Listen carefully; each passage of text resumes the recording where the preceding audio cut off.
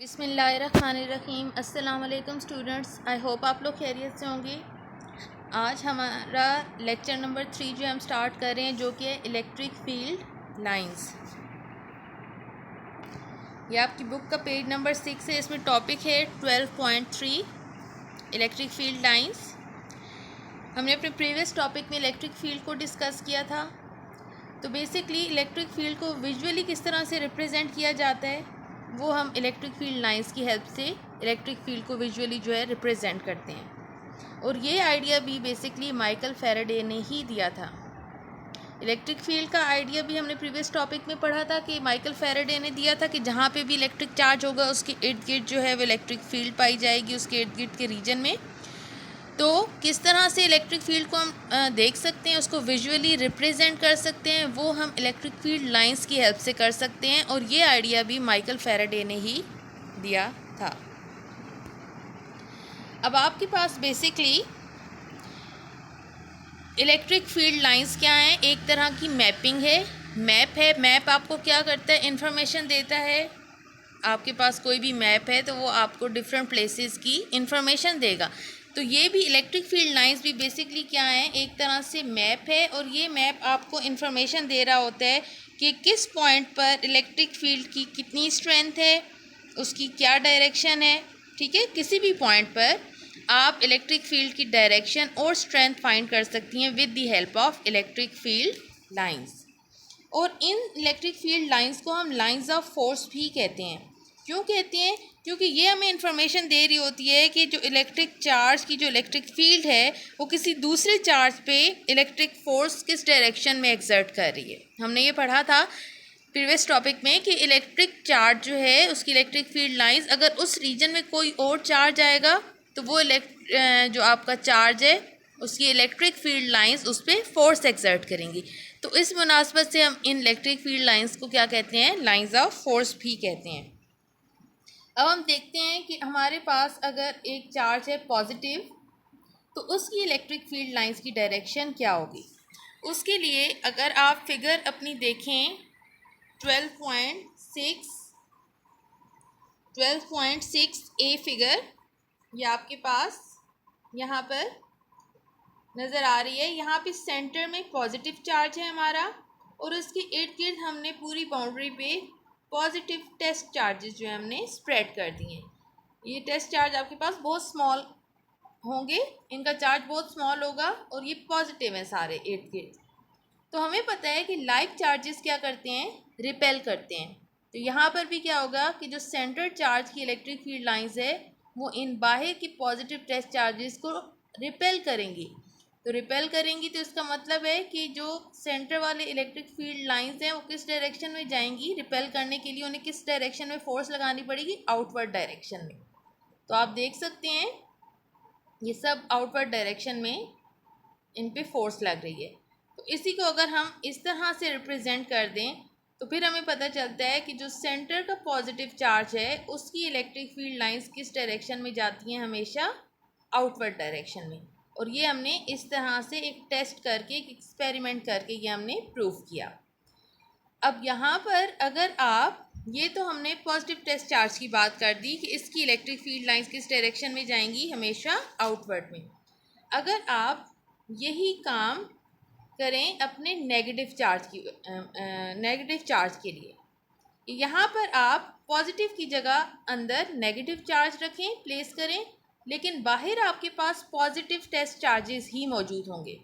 तो अब क्या होगा? दोनों ऑपोजिट हैं, ये सेंटर में नेगेटिव और आउटवर्ड में पॉजिटिव चार्ज। तो हमें पता है कि अनलाइक चार्जेस या ऑपोजिट चार्जेस क्या करते हैं? एक दूसरे को अट्रैक्ट।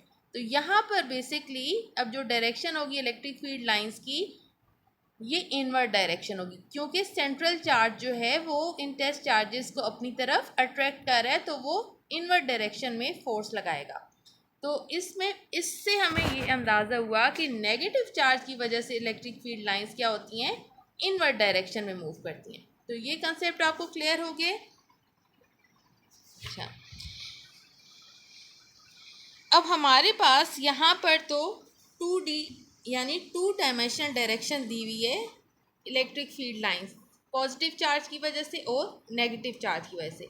ये आपके पास 2 डायमेंशनल एक आपके पास पिक्चर आ रही है, लेकिन 3 डायमेंशनल एक्चुअल में होती है। यानी आप इसको देख लें कि जैसे एक बॉल है और उसकी आउटवर्ड या इनवर्ड डायरेक्शन में इट डिपेंड्स कि वो चार्ज कौन सा है, इलेक्ट्रिक फील्ड लाइंस जो हैं वो मूव कर रही हैं। तो ये एक आप इसको इस तरह से कंसिडर कर लेंगे। हम आगे भी इसको आपको मैं इसको पिक्चर जो है वो आपको इसकी 3D पिक्चर भी दिखाऊंगी। अच्छा, इलेक्ट्रिक फील्ड लाइंस बेसिकली एक और चीज़ के बारे में भी हमें इंफॉर्मेशन देती है, और वो है बेसिकली कि इलेक्ट्रिक फील्ड की किस पॉइंट पे कितनी स्ट्रेंथ है। अच्छा, ये इलेक्ट्रिक फील्ड लाइंस बेसिकली क्या हमें बता रही हैं, इलेक्ट्रिक फील्ड की नेचर के बारे में बता रही हैं। उसकी आपके पास डायरेक्शन क्या है, उसकी स्ट्रेंथ क्या है, वो चार्ज कौन सा चार्ज है। वो इलेक्ट्रिक फील्ड लाइंस की नेचर से ये मुराद है कि वो चार्ज कौन सा है जिससे वो ओरिजिनेट हो रही है, वो पॉजिटिव चार्ज है, नेगेटिव चार्ज है, ठीक है। और इसके अलावा वो हमें स्ट्रेंथ के बारे में बताती हैं, डायरेक्शन के बारे में बताती हैं डिफरेंट पॉइंट्स पे कि इलेक्ट्रिक फील्ड की इस पॉइंट पे कितनी डायरेक्शन है, कितनी स्ट्रेंथ है, ये सब चीज़ें। ये आप देख सकते हैं पॉजिटिव चार्ज की वजह से electric field lines outward direction में और नेगेटिव चार्ज की वजह से इनवर्ड डायरेक्शन में। ये आपके पास एक 3D पिक्चर है। ये पॉजिटिव चार्ज है और आउटवर्ड डायरेक्शन में तमाम तरफ, तीनों तरफ जो है वो, हर तरफ आपकी बेसिकली इलेक्ट्रिक फील्ड लाइंस जो हैं वो मूव कर रही हैं।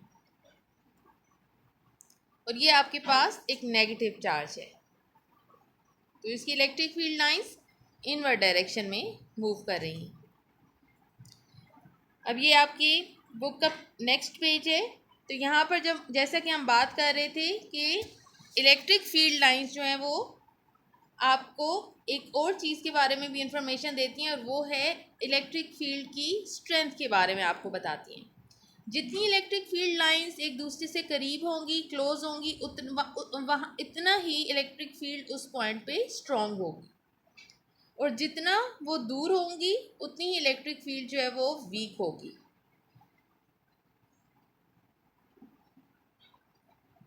जैसे आप यहाँ पर देख सकते हैं कि लाइंस जो है इलेक्ट्रिक फील्ड लाइंस वो एक दूसरे से बहुत करीब हैं, तो यहाँ पर इलेक्ट्रिक फील्ड इसका मतलब है कि स्ट्रॉन्ग है। और अगर आप देखो जैसे जैसे आप दूर जा रहे हो तो वो दूर होती जा रही है इलेक्ट्रिक फील्ड लाइन, इसका मतलब है कि यहाँ पर इलेक्ट्रिक फील्ड जो है वो उसकी स्ट्रेंथ कमज़ोर है, या इलेक्ट्रिक फील्ड जो है वो यहाँ पर वीक है। अब इलेक्ट्रिक फील्ड का मैग्नीट्यूड किस तरह से हम फाइंड कर सकते हैं? Simple, number of lines per unit area. Per unit area से कितनी नंबर ऑफ लाइंस जो है वो पास कर रही हैं वो हमें बताती है मैग्नीट्यूड ऑफ इलेक्ट्रिक फील्ड के बारे में, या फिर स्ट्रेंथ ऑफ इलेक्ट्रिक फील्ड के बारे में। और इसको हम एक और नाम भी देते हैं फ्लक्स। फ्लक्स यहाँ पर क्योंकि इलेक्ट्रिक फील्ड की बात हो रही है तो हम इसको इलेक्ट्रिक फ्लक्स कहेंगे। बेसिकली इलेक्ट्रिक फ्लक्स क्या है? Number of lines per unit area. अगर ये इलेक्ट्रिक नंबर ऑफ लाइंस जो हैं इलेक्ट्रिक फील्ड लाइंस की हैं तो फिर हम इसको इलेक्ट्रिक फ्लक्स कहेंगे। अगर ये मैग्नेटिक फील्ड की होती तो हम इसको मैग्नेटिक फ्लक्स कहते हैं। तो इसके 2-3 नाम हैं। आप इसको मैग्नीट्यूड ऑफ इलेक्ट्रिक फील्ड भी कह सकते हैं, number of lines per unit area को। आप इसको स्ट्रेंथ भी कह सकते हैं, और आप इसको इलेक्ट्रिक फ्लक्स भी कह सकते हैं। अब हम अपनी एग्जांपल लेते हैं कि अगर हमारे पास ये तीनों केसेस जो हैं 1 बाय 1 हम इनको डिस्कस करते हैं कि अगर हमारे पास जो है वो दो सिमिलर चार्जेस हों, चाहे वो दो सिमिलर आपके पास पॉजिटिव चार्ज हैं या फिर आपके पास जो है वो नेगेटिव चार्ज है, तो फिर आपके पास इलेक्ट्रिक फील्ड लाइंस किस तरह की होंगी? ये आपके पास दो पॉजिटिव यहाँ पे ये आपके पास बेसिकली दो पॉजिटिव चार्जेस हैं, दो सिमिलर चार्जेस हैं। अगर यहाँ पर दो सिमिलर चार्जेस हम नेगेटिव चार्ज रखते तब भी करीब करीब यही सिचुएशन आनी थी। तो क्या हो रहा है? पॉजिटिव चार्ज की वजह से इलेक्ट्रिक फील्ड लाइंस जो है वो आउटवर्ड डायरेक्शन में होंगी, इसमें भी आउटवर्ड डायरेक्शन में। लेकिन अब सेंटर में अगर देखो तो यहाँ पर इलेक्ट्रिक फील्ड लाइंस जो है वो आपको नज़र नहीं आ रही, बल्कि जो इस साइड पे आ रही थी वो अपने आप को उन्होंने डाइवर्ज कर दिया। ये क्यों हुआ है? क्योंकि हम जानते हैं कि दो सिमिलर चार्जेस एक दूसरे को रिपेल करते हैं। तो यहाँ पर इलेक्ट्रिक फील्ड लाइंस ने एक दूसरे को रिपेल किया, और ये जो सेंटर वाला रीजन है ये खाली छोड़ दिया। इसको हम न्यूट्रल जोन भी कहते हैं, इसको हम अपना ज़ीरो फील्ड स्पॉट भी कहते हैं, ठीक है, क्योंकि यहाँ पर आपको इलेक्ट्रिक फील्ड जो है वो आपको नहीं मिलेगी। ये आपका न्यूट्रल जोन है।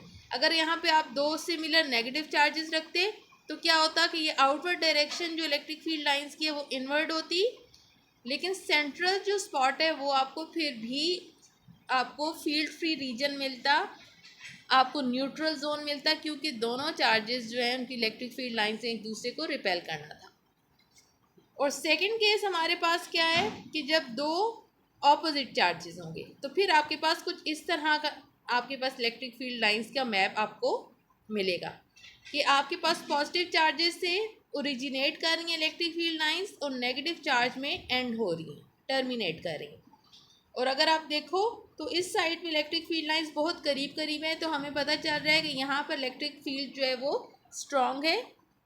और अगर आप दूर देखते जाएं तो यहाँ पर इलेक्ट्रिक फील्ड लाइंस में काफ़ी गैप है, दूर दूर हैं, तो यहाँ पर इलेक्ट्रिक फील्ड जो है वो वीक है।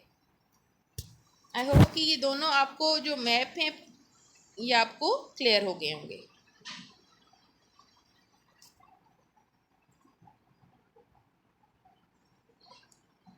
इसके अलावा अगर हमारे पास इलेक्ट्रिक फील्ड लाइंस जो हैं वो पैरेलल हों, जैसे कि ये हमारे पास केस है, दो कैपेसिटर प्लेट्स के दरमियान इलेक्ट्रिक फील्ड लाइंस और इक्वली स्पेस्ड हो, तो फिर हम कहते हैं कि हमारी इलेक्ट्रिक फील्ड जो है वो क्या है, वो यूनिफॉर्म है।